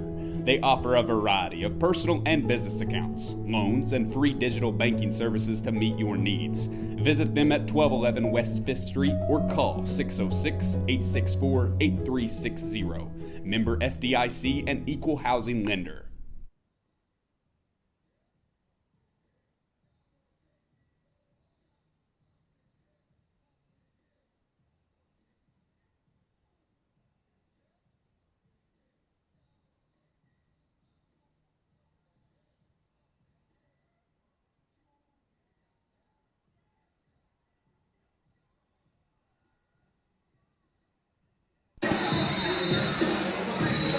All right, welcome back here to Cardinal Media Network. Jamie D on the horn with Dave. I think Diamond Dave? No. You got the Judy chops with the Diamond Dave? Yeah, You remember seeing those videos? I'll have to send you one. let's Diamond see. Dave's not going to stick, you saying? No. I'll explain that to you in a little bit. All right. We won't explain that on the air. People who know me, if it's one of those things that you know, you know. Yeah. All right, we'll shy away from Diamond Dave. All right, 2:50 left, 29-23. Cards on top. Corbin with the basketball. Akins near steal, and it is a steal. Jordan Mabe comes up with it. Another defensive stop by South Laurel as he looks to score, pulls it back. Now Rollins with it. Thought he might have got away with a double dribble. As Taylor now has it into the high post, and McQueen kick out to Rollins for 3. No good. Rebound by Mabe underneath him. Good. How about a strong rebound there? Well, they were holding his arm. That's what made it so spectacular. 31-23. South extends the lead. 49-46 down in Williamsburg. Multiple ejections in that game. Oh, wow. Could get the skinny on that. Long skip pass to Akins. Into the lane. Shots up. No good. Altered by Mabe, but a rebound by Petrowski. And putback is good. 31-25. Quickly ahead is Fulmer. And he gets his own rebound in there with a battle, and they're going to call a jump. Oh, my gosh. Oh, my gosh. Petrowski wanting to walk. They get the jump ball. South Laurel will get the possession. And, oh, my gosh. What a wild call that one was. Neither team, again, had possession of the ball. Yeah. Well, Fulmer did, but there was nobody come in there on him. Rollins now. With his back to defenders. Yeah. Nobody had a hand on the ball. 6-point lead, South on top with the basketball. 1:48 left here in the third. And dribbling out top is Rollins. Nowhere to go with it. Finds Fulmer. Fulmer looked to take. Gets in trouble there. Handoff to Mabe. And oh my gosh, 3-second call. Mabe just got in there. Unless it was on Fulmer. But turnover South Laurel nonetheless. I've seen 2 3-second calls in the past 2 or 3 years, and both of them were here tonight against South Laurel. One in the girls' game, one in the boys' game. All right, Corbin with it now as Middleton dribbles mid-court. And I can't see for the referees. In the lane, that's going to be a foul on the floor. The late call. Max Fulmer with the foul, his third. That is the second team foul for South. Check again for the Cardinals, number 22, Baker. Baker will get Fulmer. His first action of the second half was in there earlier, had a big bucket. Inbound to Corbin, and that's a turnover. As trying to lob it up top to Akins, and they overthrew him, and Rollins comes away with it. And he's dribbling, and Akins all over him. And handoff to Mabe, and now over to McQueen dribbles, hands off to Baker. He looked like he traveled, but he goes up strong and gets fouled by Eli Petrowski. Fouls on number 23. Eli Petrowski, his first. His first. It's hard to believe. Double check that. It just hit me. These referees are like New York prosecutors. Free throw coming for Baker. Good. Nothing but net. Got an odd stance there, really wide. Does a lot of, bouncing. Has a straight back. A lot of lane violation potentially here with the way he bounces. Second one's up and good. Caught a little iron that time, but goes in nonetheless. 33-25, 8-point lead for South. Equals their largest of the night. Corbin with it to the corner and stripped away, but Corbin has possession and three on its way. No good. Battle for the board. Akins. And then that's going to be, he comes away with it and goes to the hoop. High above, caught the rim there and lays it in. He just maintains his composure so well. Very impressed with him. 33-27 now your score. This quarter went quick. 32 seconds left. Akins all over, and he's going to get called for the foul. That's his second, according to them. We'll see what they call this time. We had him to three. Yep, they're still calling it second. They're setting, they're Got a warning. Giving a warning to Coach Petrowski. Never seen this many warnings in a night to benches. Saw one in the girls' game on South's bench. Fifth foul for Corbin. That's going to send Rollins to the line. 29 seconds left here in the third. Rollins to shoot his first free throw, and that is good. All right, we've made a few in this quarter. 34-27.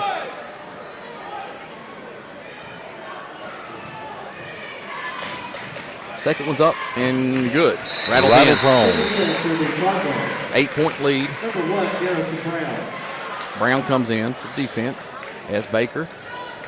Baker, being an old track coach, I could see him being a great 400-meter guy. How about a shot put guy or something? All right, Akins with it. 23 seconds left. Goes to the lane, dishes, and turns it over. I think he needs to shoot that when he's in there. Now, Rollins turns it back over. Shots up, no good. Petrowski with the rebound. He's going strong. Gets it blocked by Mabe, and that looks suspect there. As Mabe's going to get his fourth. Third. Third. You're way nicer than me. He might have got him with the body, but it was clean up high. As we had a turnover, and then Rollins couldn't come away with it and turned it back over. Petrowski misses the free throw. Ball don't lie. We'll call it again. He's 2 of 3 on the night now. 35-27, 11.7 left. Third quarter play. Misses that one. Ball does not lie. And now it's going to be a foul on him. That's going to be 2 free throws coming for. That's a frustration foul on Petrowski. He knew that shot was off and at the back of the rim. He went trying to follow it, and then he picks up a foul. As Rollins will go to the line to make it possibly a double-digit lead. Shoe rattles off. Jinxed him. No. Partner. I said possibly. Okay. If we make this second one, I'll take a 9-point lead. That's good. 36-27. South on top by 9. Corbin has no offensive, nowhere to come. Pull up three, no good. Rebounded by Rollins. 2 seconds left. Chucks it from three-quarter court, and that's going to be no good. And at the end of 3, what a quick quarter that one was. 36-27. And we'll take a break and come back. Fourth quarter action coming at you. You're listening to Martin's Peterbilt, Cardinal Media Network.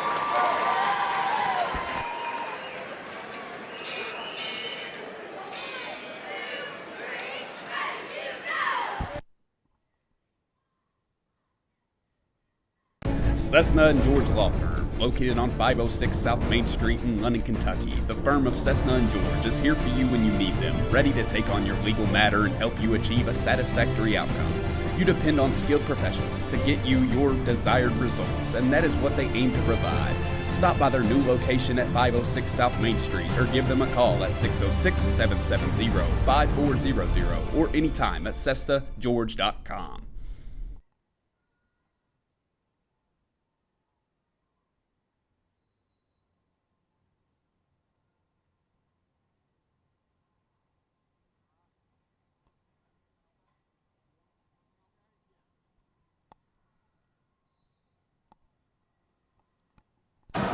All right, fourth quarter action about to begin. 36-27 South, a 9-point lead. If my tiebreaker situation is correct, then we need to win by 15 here, and we're up 9.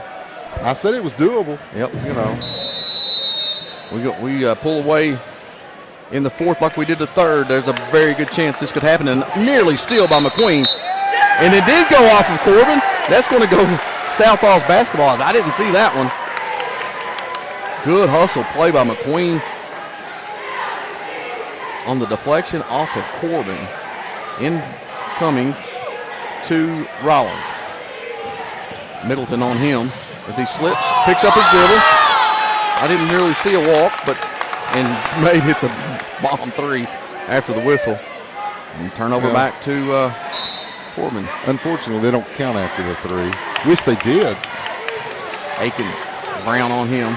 Going to try to bully him, and that's going to be a hook. Nope, that's going to be on Brown with the hold. First foul for the quarter for Southlaw. Second on Garrison Brown. So Corbin will inbound it over in front of their own bench with 7:42 left. 9-point lead for the Cards. Middleton to Akins. Akins likes to play bully against Brown here. Pushes off, then shoves him, and that's going to be a charging call. Absolutely, I can't believe it. I called it there the first time through as a bullying he's trying to do there. Garrison knows it and he stood his ground and drew the charge. Lowered the shoulder. That's his fourth foul as well. According to your book, according to the official book, that's three. Well, that's probably right. They're probably right. Over to Rollins into Mabe. Mabe with it. Back to Rollins. Getting hounded by Akins. And now Mabe to Rollins. Over to Brown. Three on its way. Nope. And that's no good. High on the rebound is Mabe. Goes strong and finishes. And makes it an 11-point lead. We're right there, Dave. Still got a long way to go. We do. Keep this defensive intensity up. Corbin's starting to get a little nervy. Near steal out top. In the corner, fake three. Into the basket. It's a hard. And that's going to be off of Southlaw, Corbin's basketball. That looked like some contact in the lane there. And a no call.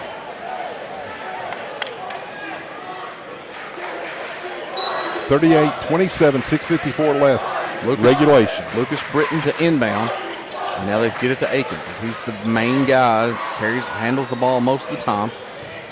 Into the lane. Shots up, no good. Rebounded by Rollins, and he's going to get fouled by Petrowski. I think that was him on the shove. And that was a wild drive by Connor Middleton. And he comes up a little lane. 3 on Petrowski. We got a timeout, Corbin. And let's see, that's a full, so we'll take one with them.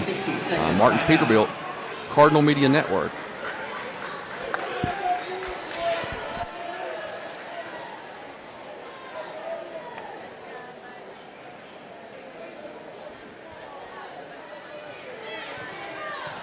Julie Ross Ray Media.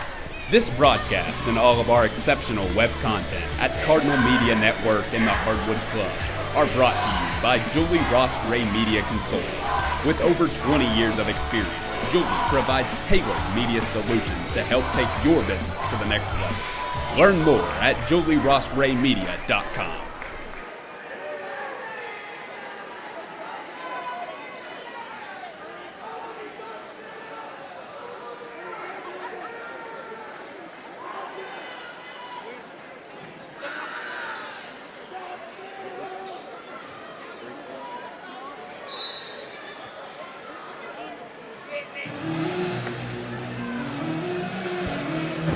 All right, we are back. Jamie Dotson and Dave Lennon with Cardinal Media Network as Coach Petrowski calls a timeout.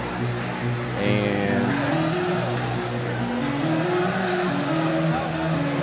official and Tony over there talking about what barbecue recipes they may use in the future, I think.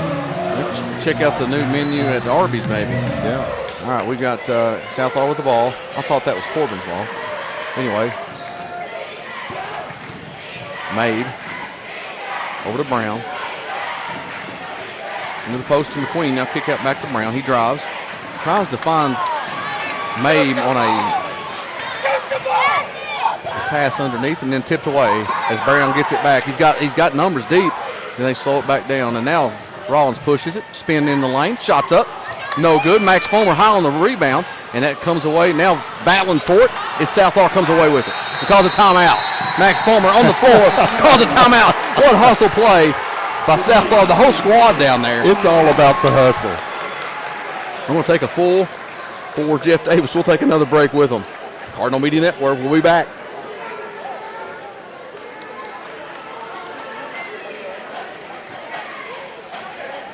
Hometown Bank.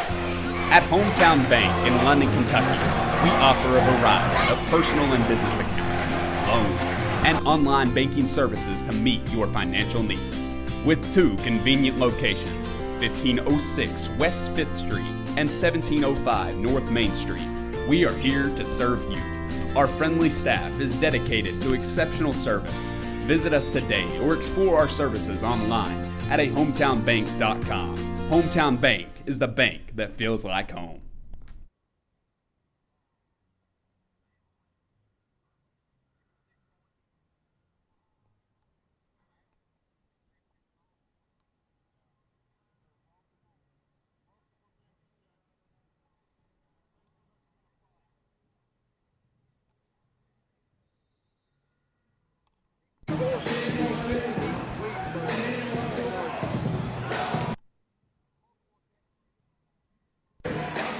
(38-27), 6:10 left to go.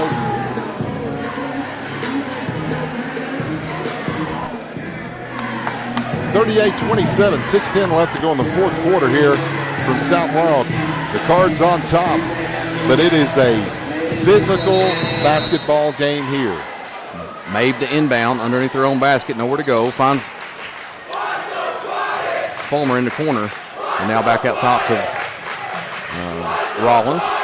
Into the lane is a pass to Mabe, and then Fulmer gets it back. Now Mabe's got a baseline drive. Goes into the other side and shots up a little strong, and that's going to be an over-the-back call on McQueen, as that's twice he's been called for that. And man, that would have been huge. That would have got us to 13. Well, you know, here's the thing. Jordan Mabe, I don't believe I've ever seen him miss that little reverse layup. Nope, he likes to get to that side. Yeah, either hand, he can go up either side. Yeah, absolutely. All right, Akins with it. Brown all over him. Little hip check there. Pass deep, and then it's going to be a turnover. Brown with it, got numbers. Rollins, easy layup on the other end, makes it a 13-point lead. There's a chance, Dave. There's a chance. This defense has been tenacious in this second half. Only 7 points for Corbin, and we're 5 minutes left to go in the game in the second half. Shots up good, and that was by Zach Reynolds. Comes their first points of the fourth quarter. Up ahead, McQueen. Now to Fulmer in the corner. Max Fulmer turns it over, just falls, and hands it right to Corbin. They got numbers. 3 on its way, and that's no good. Rebounded by and pushed. That's going to be a foul on Max Fulmer, I think, with a shove on Akins underneath. It is.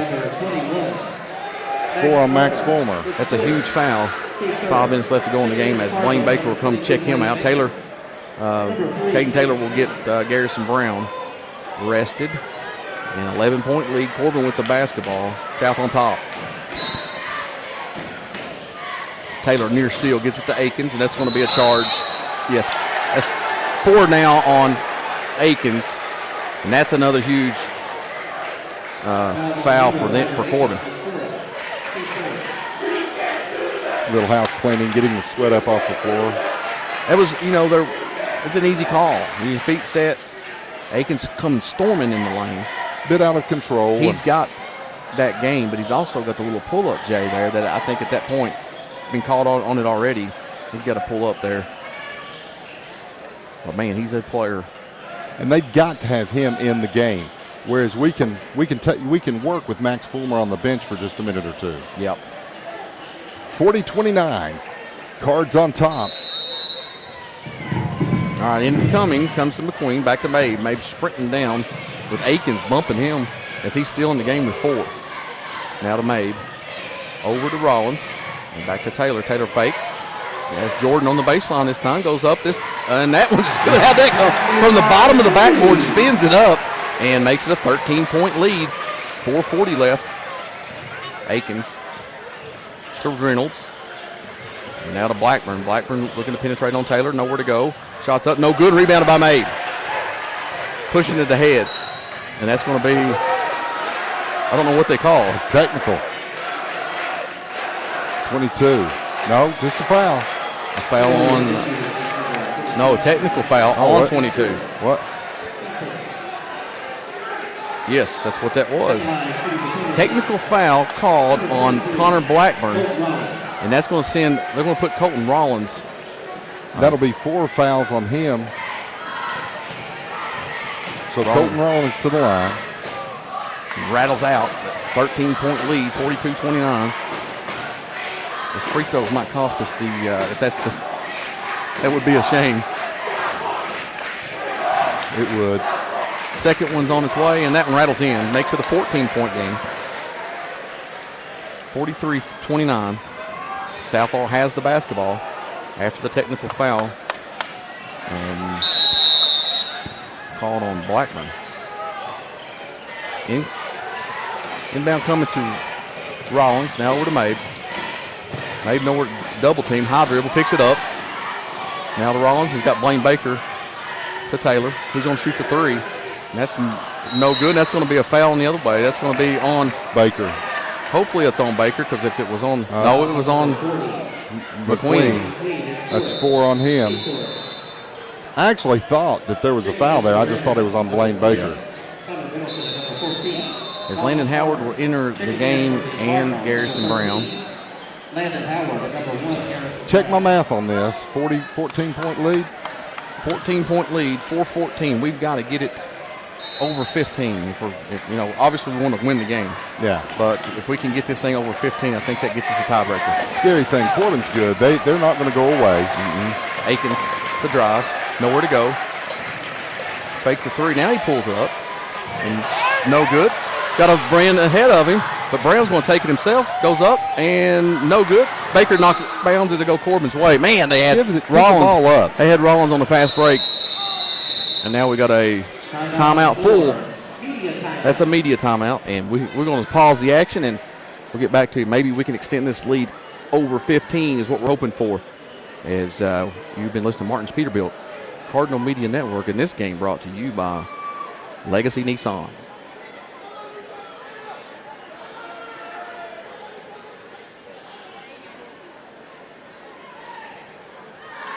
Cessna and George Law Firm, located on 506 South Main Street in London, Kentucky. The firm of Cessna and George is here for you when you need them, ready to take on your legal matter and help you achieve a satisfactory outcome. You depend on skilled professionals to get you your desired results, and that is what they aim to provide. Stop by their new location at 506 South Main Street or give them a call at 606-770-5400 or anytime at CessaGeorge.com. If that's the rule.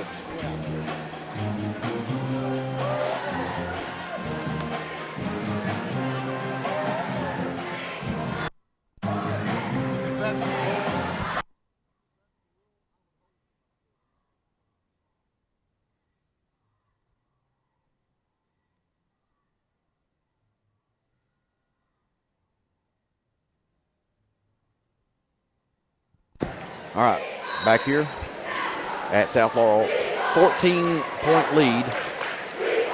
Corbin with the basketball, 3:54 to go. Corbin's really had no offense in this second half, 9 total points for the half. It was 21-20 at halftime, and South Laurel has scored 22 points versus 9 in this half. They've got the basketball trying to score, and they're going to get a foul. Foul on the floor. That's going to be on Brown.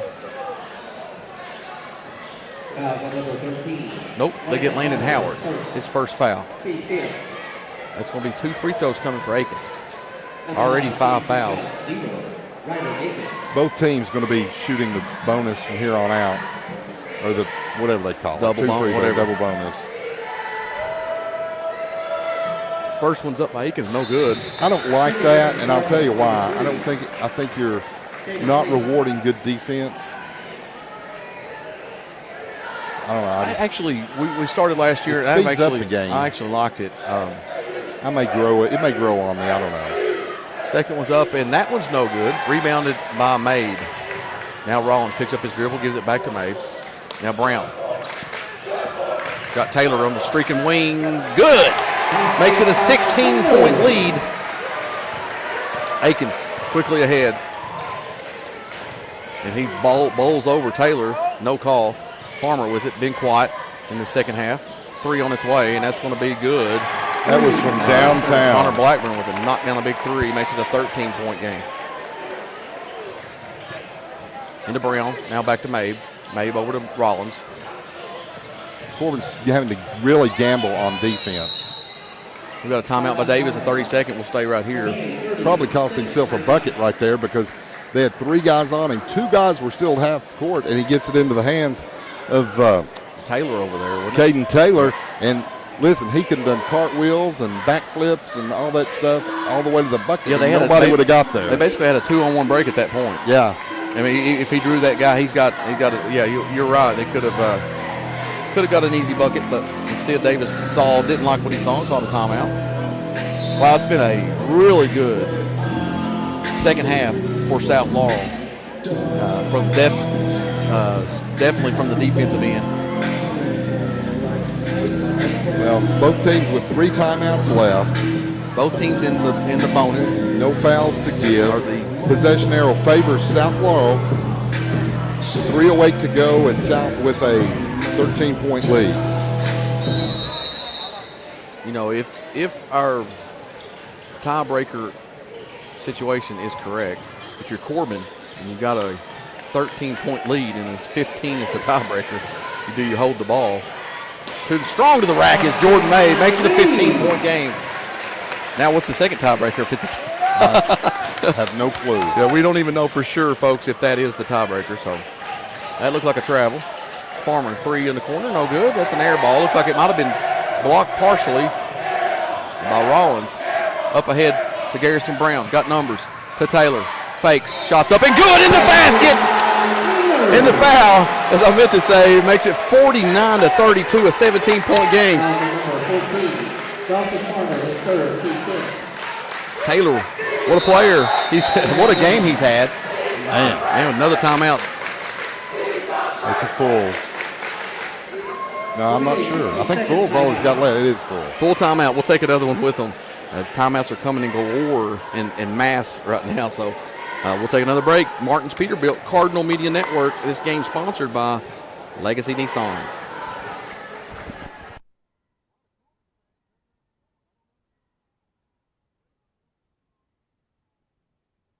And all of our exceptional web content at Cardinal Media Network and the Hardwood Club are brought to you by Julie Ross Ray Media Consulting. With over 20 years of experience, Julie provides tailored media solutions to help take your business to the next level. Learn more at julierossraymedia.com.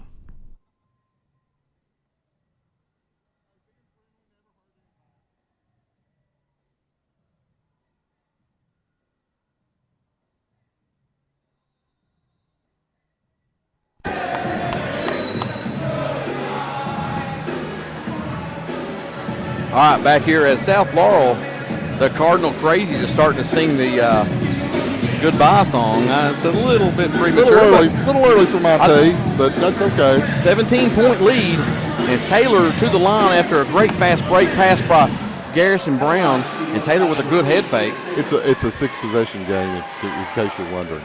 Yeah, I knew you had that already figured.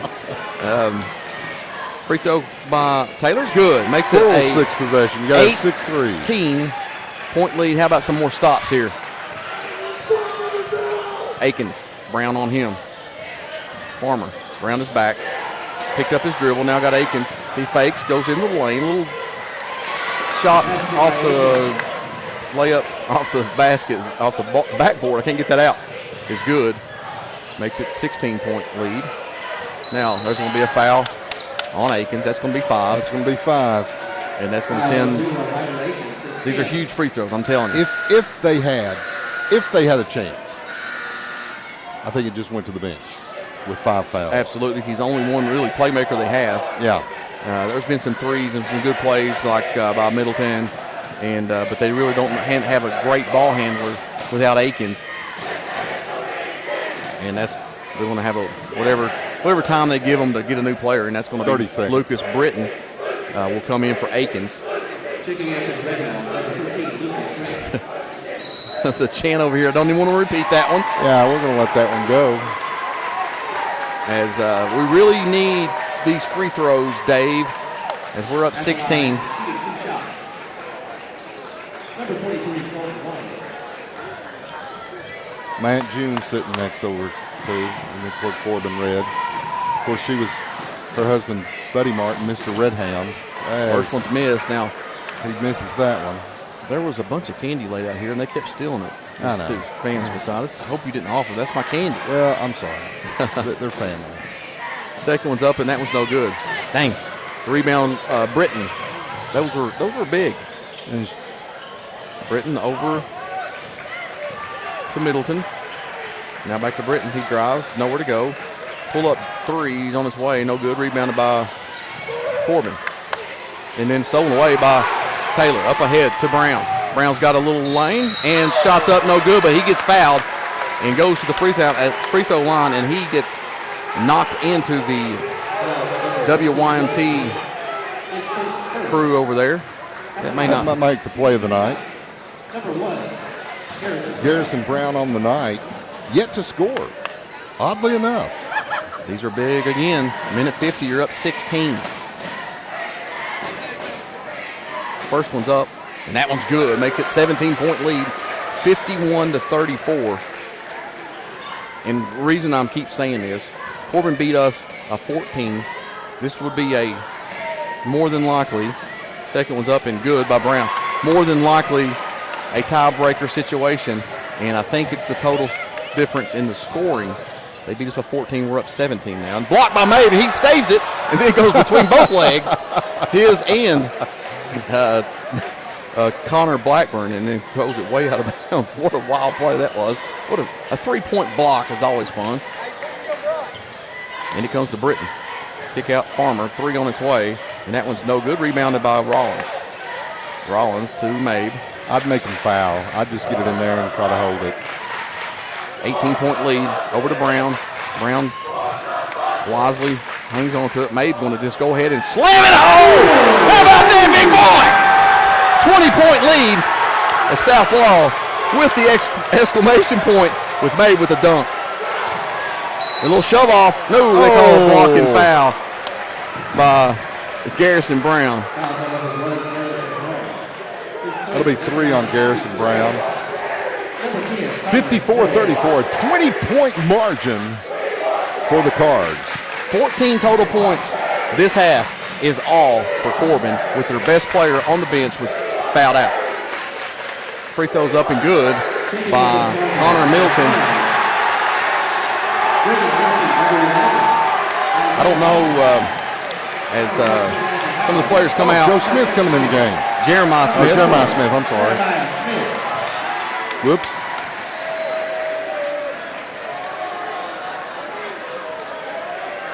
(54-35), 19-point lead. Second free throw's up and no good. Rebounded by Smith. And the Baker gets it now to Isaiah Robinson. And they're going to hound him with a double team. I'd call a timeout. There's a shove up ahead to Murph, and that's going to be a timeout. No, got a 10 They count. did get a 10 count. That was a quick one, I thought. Turnover. I had it at 8, but, you know, who am I? checking in for the Cardinals. Number 5, Brady Cassidy.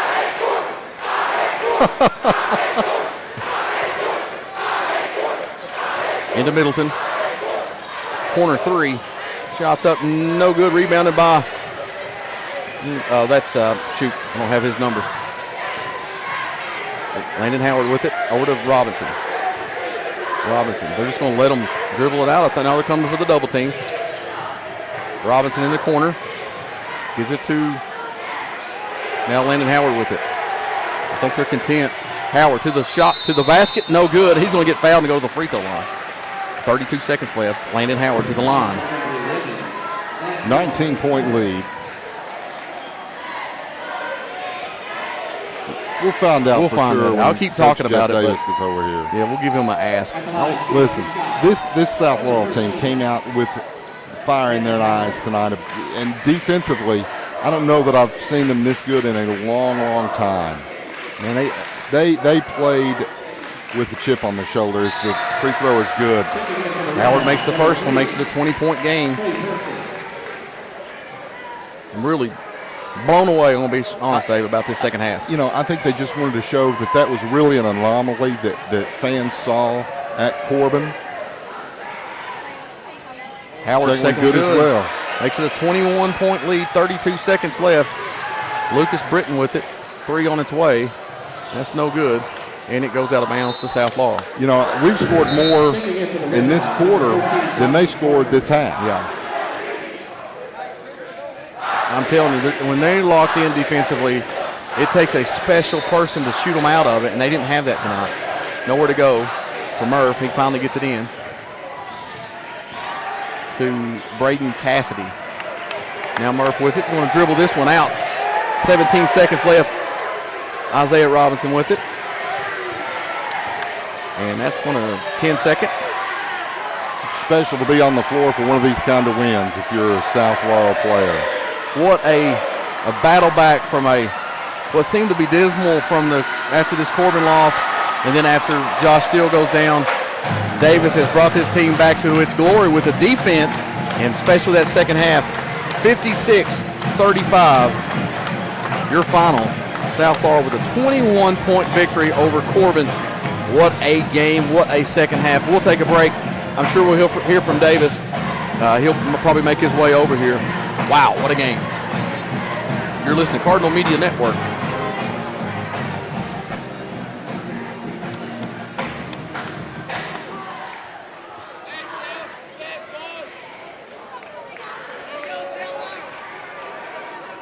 And we would like to thank our sponsors, Martin's Peterbilt. Martin's Peterbilt is a third-generation family-owned business known for outstanding parts, availability, and unmatched service. Their knowledgeable staff and dedication to keeping your truck on the road makes them your complete resource for trucks, trailers, parts, service, and more. Serving London and the surrounding states for more than 50 years. Stop by one of their 5 locations a day or call them at 606-878-6410 or martinspeterbilt.com.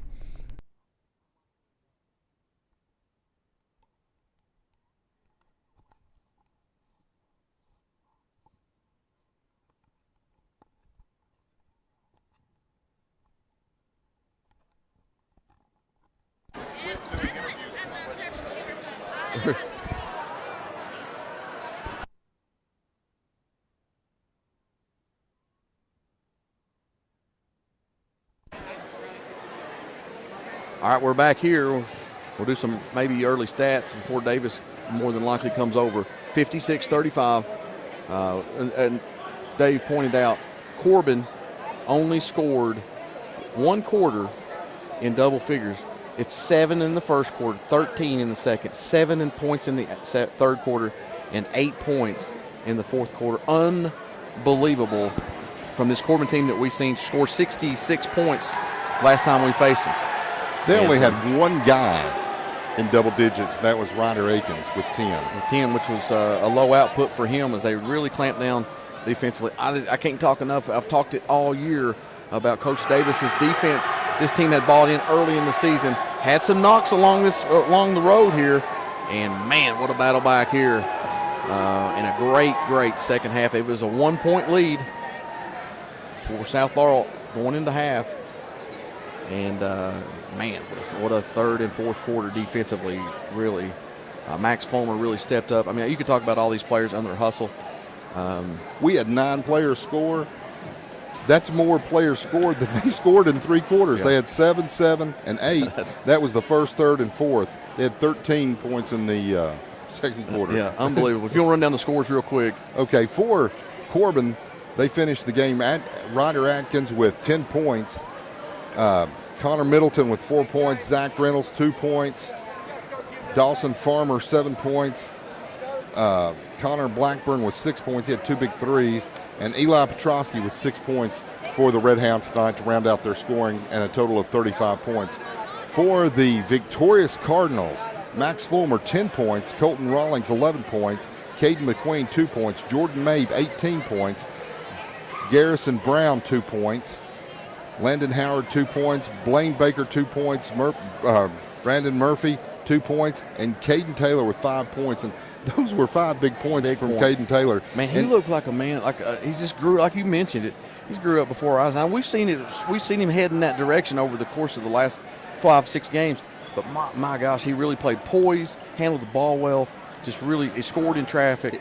It looked like he was seeing the floor so much better tonight than we've seen him in some other games, even back in the Whitley County game. So certainly, I think, like I said, we're seeing him mature as a basketball player right before our very eyes, which is really fun.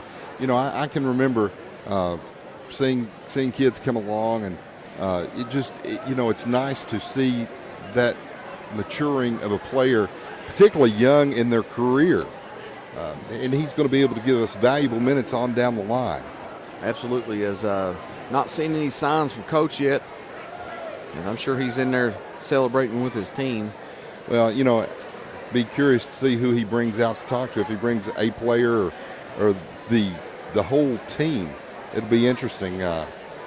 His comments, I'm sure, will be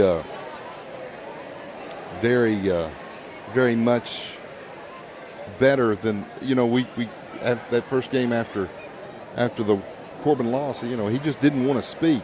I'm sure he'll have lots to say tonight. Well, we noticed down at Whitley he started pepping back up after the game down there, which is always a big win down there at Whitley County. So he's starting to find his groove. He even said it. We're still finding how we can play with different players, and it showed tonight. Everybody bought in defensively. It was so just tremendous to watch. That second half especially. I've heard it said so many times over the years, if you cannot play defense, you can't play for Jeff Davis. Yep. And defense was what won this game tonight and really set the margin. I don't think Corbin took maybe over 6 or 8 shots that were uncontested. And I'm going to give some props to his staff. They do such a good job scouting their opponents. And they know before they even take the floor what that team's going to do in certain situations. And, you could tell that we had them well scouted. The kids understood the game plan, bought into it. And that's the difference, is that they knew they shut down Corbin offensively. 56 points, if Corbin scores similar to what they scored at Corbin, they probably win this game. But defensively, we were just so much better. I thought I saw Max Fulmer comes out. We'll get Max on the horn and Coach Davis. Yeah. And we'll see where he. Yep. Well, who's doing it? Davis is coming in. Coach Davis is going to come in here first, and then we'll.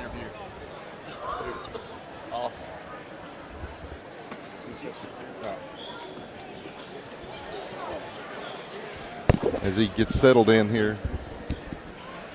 The man in black. You wore all black tonight, Coach. Nice game. Whew. All right. When you look back at this game, started out very slow offensively for both teams, but the one thing that I think stood out early and throughout the ball game was our defensive intensity throughout the game. I told Jamie, I said I didn't think we gave up maybe 6 or 8 shots that were uncontested. Well, the first half they had 20 points, and 10 of those were on second chance points. And the first 13 points, 8 of them were on second chance points. You can't win that way, and especially against this team. When they can rebound and they gang rebound, and it's a physical game, you got to match it. We didn't match it the last time. That was my fault. I made sure that we could have got blown out, but I was going to make sure we were going to come physically to do it.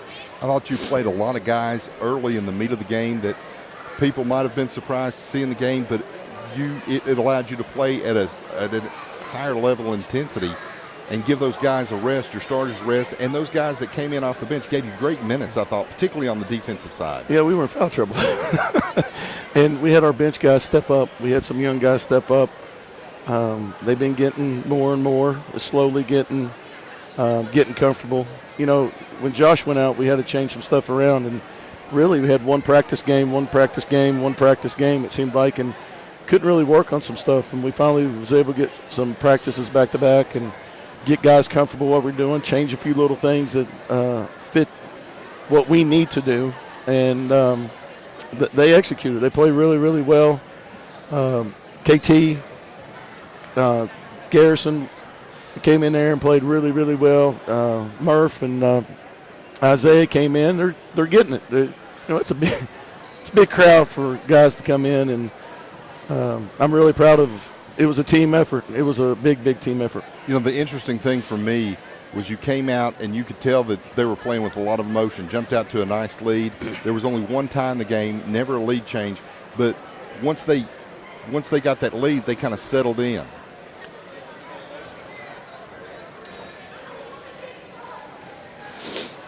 Defensively. But I thought that their ability to come out with that emotion. And, Josh Steele in the house tonight.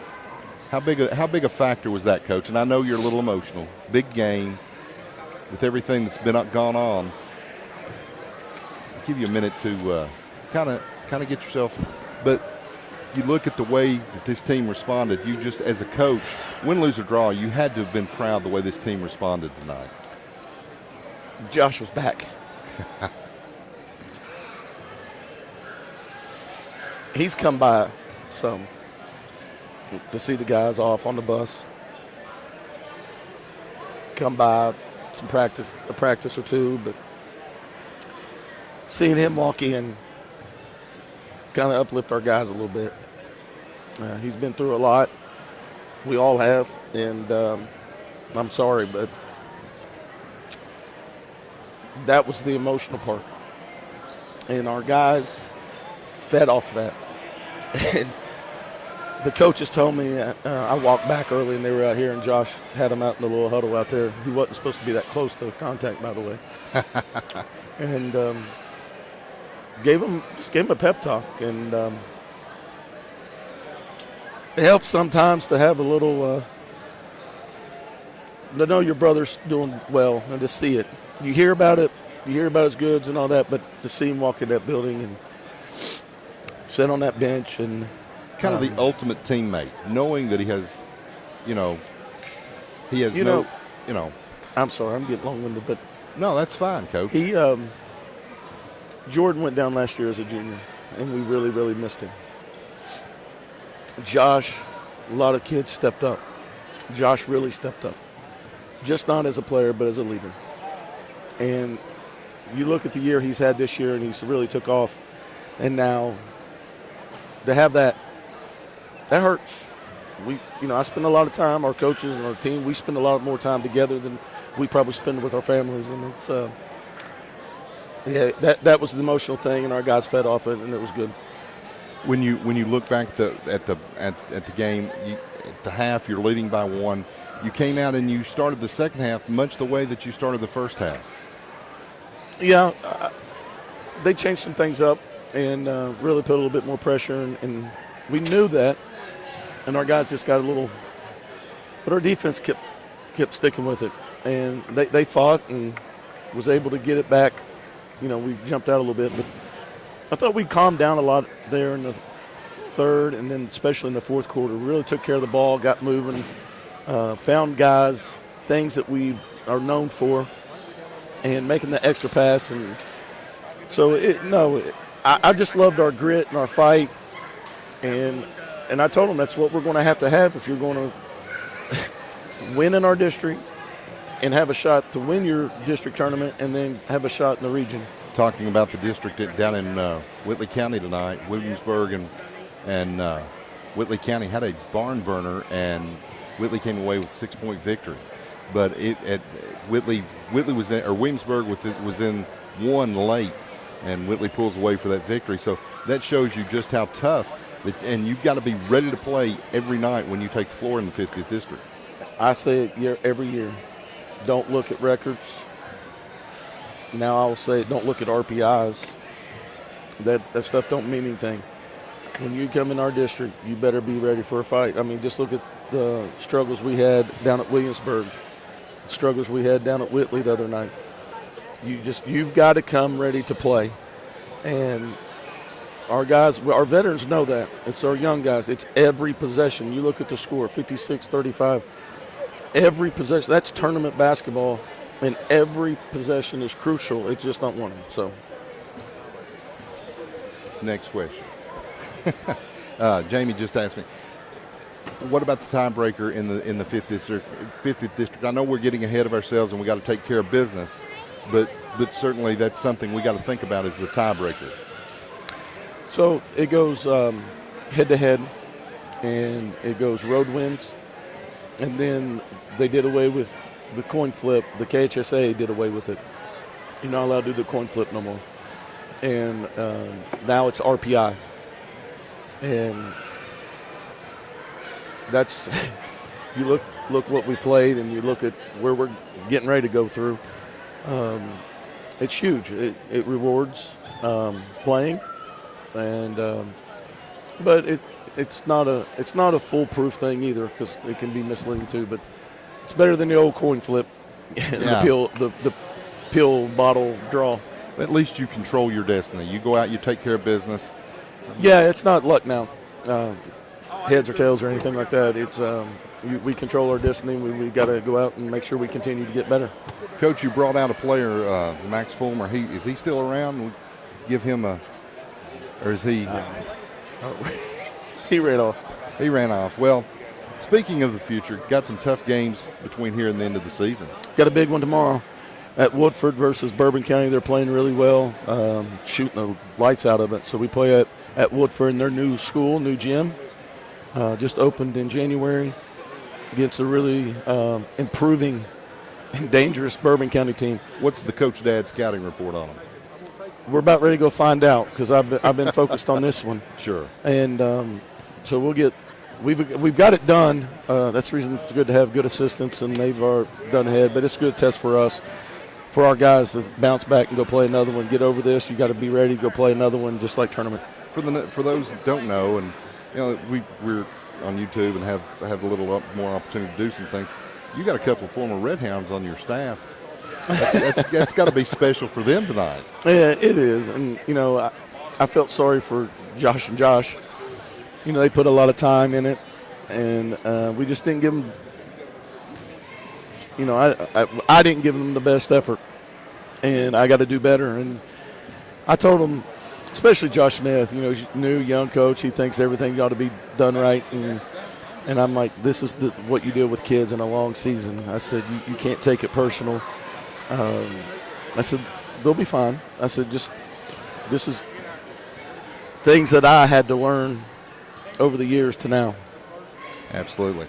All right, Coach, we will wrap it up and let you get back and talk to your guys and start preparing for that game tomorrow. And as always, congratulations on a great victory in over Corbin in 50th District. And we will see you. I don't know when our next broadcast is. No, I appreciate you guys. You're all doing a fabulous job making it around, and I know it's tough, but I tell people all the time, you guys are building something really good with this network, and we appreciate Martin's and all the sponsors. I don't want to say them all, lose them all, but I appreciate you guys. Our fans really appreciate it. They go back and they listen, and it's only going to grow from here, and I can't thank you all enough. It's what these kids deserve. I've had some of the kids come up to me in school and say, where do you come up with that stuff? If they only knew, right? If they only knew. If they only knew. Guys, I appreciate you. Go Cards. Go Cards. That's going to wrap it up from South Laurel High School as the South Laurel Cardinals down the Corbin Red Hounds tonight, 56-35. Jamie, your final thoughts on tonight's basketball game? Man, it's how vested these coaches get, man, emotionally involved in this team. Obviously, you spend so much time with them over the course of not even just the season, but summer stuff and just everything is, it's wild to see and understandable. Coach Davis there, but what a great night for. We did obviously find out the RPI is the tiebreaker. Yeah, and which is not a bad thing. I think we're leading in the RPI. This would really help win tonight. So yeah. But we'll talk more about that next broadcast. We've been on here for a long time. Yeah. So that's going to wrap it up here. Post game brought to you by Second Mile Behavioral Health. And thanks, Coach Davis. We were going to try to get Max Fulmer over here as he got on the radio. He was still jacked up. It was so fun to listen to him over here. But a lot of fun here tonight, and that's going to do it. You stay classy, London. But more importantly, thanks for stopping by here on